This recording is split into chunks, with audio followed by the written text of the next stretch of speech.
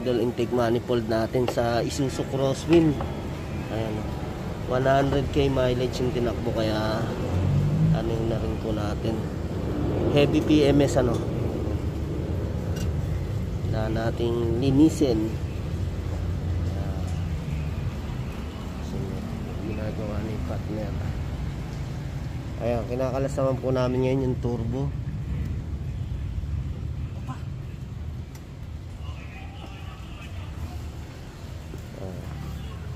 Alas namin yung pinaka intake manifold dito. Turbo naman ngayon yung aming kakalasin. Okay, ito po yung pinaka EGR ni boss. Makikita natin yung mga carbon talaga, yung lalaglagan niya. Kaya talagang kailangan ng linisin. Pal. Na yung ating turbo ng Isuzu Crosswind, mga idol. Bubuksan natin. Diyan mo.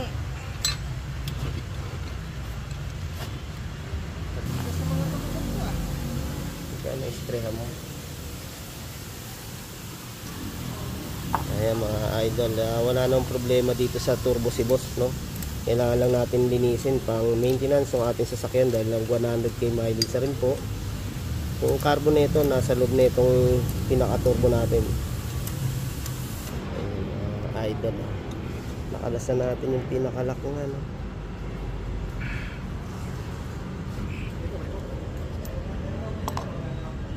Ay mga paps, oh. Ito yung isa sa iniingatan natin na himingay, yung pinaka-LC natin na to. Dahil stock na matagal, kailangan natin siyang isprehan ng ating penetrating.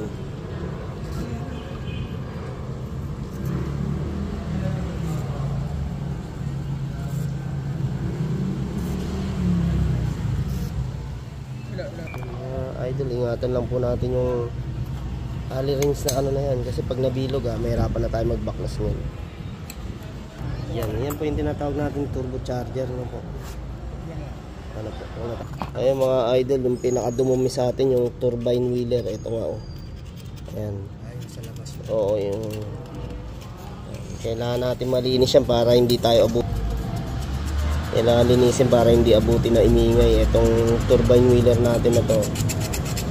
Wala naman siyang kalog, kasi kung may kalog to, ayan, kailangan natin repairin pag may kalog.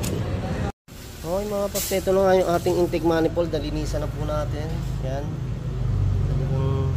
Tinanggalan natin mga carbon, i-spray na lang po natin ang ating brake cleaner.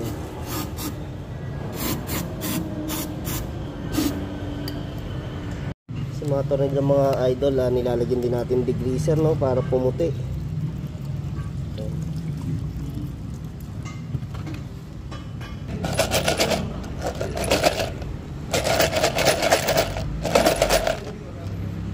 Okay, yung mga ano natin pinaglinisan to rin, kinalog-kalog lang natin saglit, pwede na.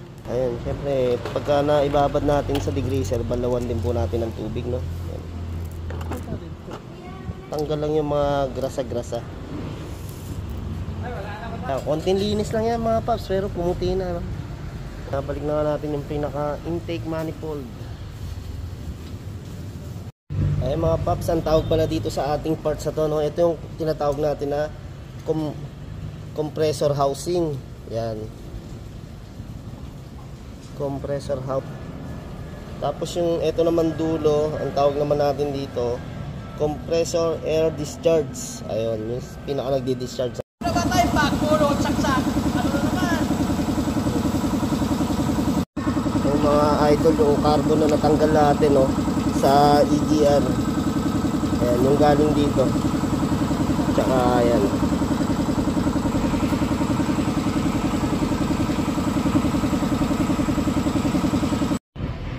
Okay mga idol, nalinisan na nga natin yung turbo. Ayan, inassemble na natin, no. Tanggal natin yung mga carbon sa loob. Yan, no, linaw, oh. Yan.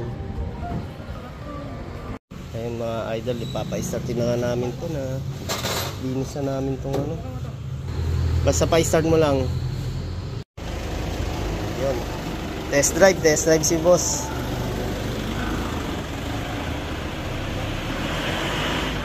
Ayun, ito maganda na ito. Magbabayad na si boss. Nakakauwi na naman kami ni partner ng pang grocery. Thank you kay Boss Kiram. Thank you kay Bossing. Ayun. Okay. Thank you. Ayan, okay mga paps. Natapos nga namin yung Isuzu Crosswind. Mas lalong gumanda yung hatak ng sasakyan ni boss. Mas tumipid sa fuel pag ginamit niya na. Ayan. Thank you mga paps.